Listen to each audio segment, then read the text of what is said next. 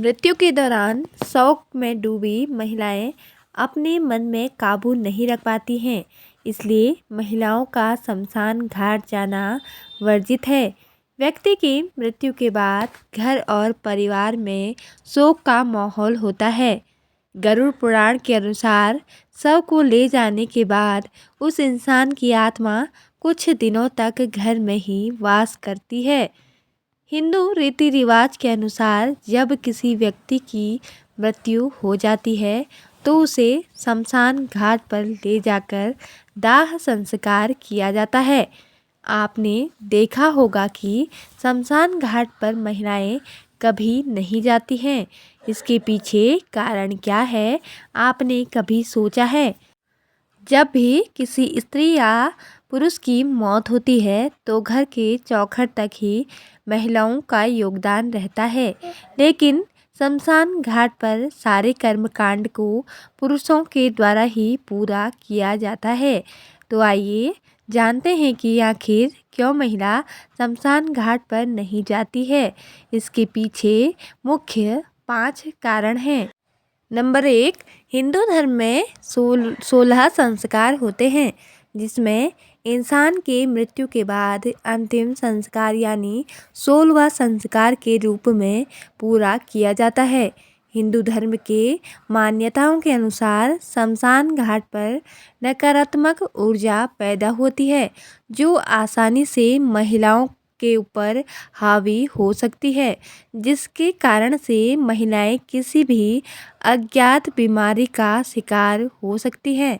Number 2, आपने देखा होगा जब किसी इंसान की मृत्यु होती है तो सबसे अधिक महिलाओं के अंदर दुख देखा जाता है। अगर कोई सबसे अधिक रोते हुए दिखता है तो वह महिलाएं होती हैं। यानी आसान भाषा में कहें तो महिलाओं का जो दिल होता है काफ़ी कोमल होता है। ऐसे में शमशान घाट पर जाना उनके लिए सही नहीं होता है, क्योंकि वह अपने दुख और भी ज़्यादा शमशान घाट पर इजहार कर सकती है। उनके दुख से मृत व्यक्ति की आत्मा को भी दुख पहुंचता है और उन्हें मुक्ति मिलने में भी परेशानी होती है। साथ ही साथ उनकी सेहत पर बहुत बुरा असर पड़ सकता है। नंबर 3, शमशान घाट पर शव को जलाया जाता है तो उस समय कई जहरीले कीटाणु वातावरण में शामिल होते हैं। आपने देखा होगा कि शव जलाने के बाद अक्सर पुरुष अपने बाल को कटवाते हैं और उसके बाद नदी में नहाते हैं, जबकि हिंदू धर्म में महिलाओं का बाल मुंडवाना अशुभ माना जाता है। नंबर 4, ऐसी मान्यता है कि शमशान घाट पर कई आत्माएं भी होती हैं जो महिलाओं के अंदर शरीर पर हावी होने की संभावना बनी रहती है, जिसके कारण महिलाओं को शमशान घाट पर जाने से मनाही होती है।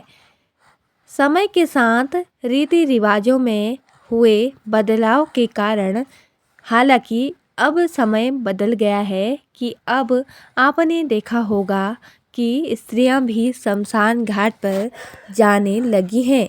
एक ज़माने में राजाओं और महलों के युग में एक पुत्र को अपने पिता के सिंहासन के उत्तराधिकारी के रूप में देखा जाता था। इस रिवाज में वर्षों से बदलाव आया है। अब कई माता पिता अपनी बेटियों को विरासत का उत्तराधिकारी बना देते हैं, लेकिन यह मामला अंतिम संस्कार करने से जुड़ा है। ऐसा कहा जाता था कि जो मृतक की संपत्ति का वारिस होता है उसे अंतिम संस्कार जुलूस का नेतृत्व करना चाहिए। जब परिवार के सदस्य किसी पुरुष, पड़ोसी या श्रेष्ठ लिंग के दूर के रिश्तेदार को मृतक की अपनी बेटी या पत्नी के बजाय चिता को जलाने के लिए कहते हैं तो अब कोई सवाल नहीं करता है। पुराने समय की प्रचलित मान्यताएं कहती हैं कि पुत्र जन्म और मृत्यु के बीच का सेतु होता है।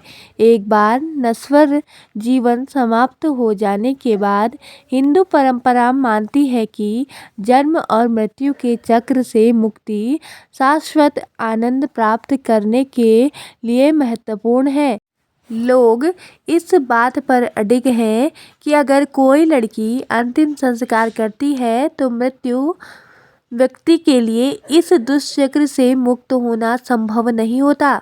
यह 2024 है और हम अभी भी इन तथाकथित तथ्यों पर विश्वास कर रहे हैं। हम सैकड़ों निराधार परंपराओं में विश्वास करते रहे हैं जो हमारे पूर्वज से हमें दी जा रही है। यह उनमें से एक है। माता पिता के अंतिम संस्कार के दौरान हर महिला उपस्थित होने की हकदार है यदि वह चाहती है।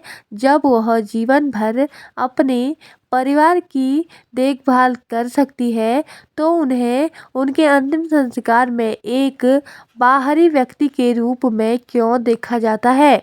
तो दोस्तों, आपको यह कथा जानकारी कैसी लगी कमेंट करके ज़रूर बताएं और हमारे चैनल को सब्सक्राइब ज़रूर करें। धन्यवाद। जय माता दी।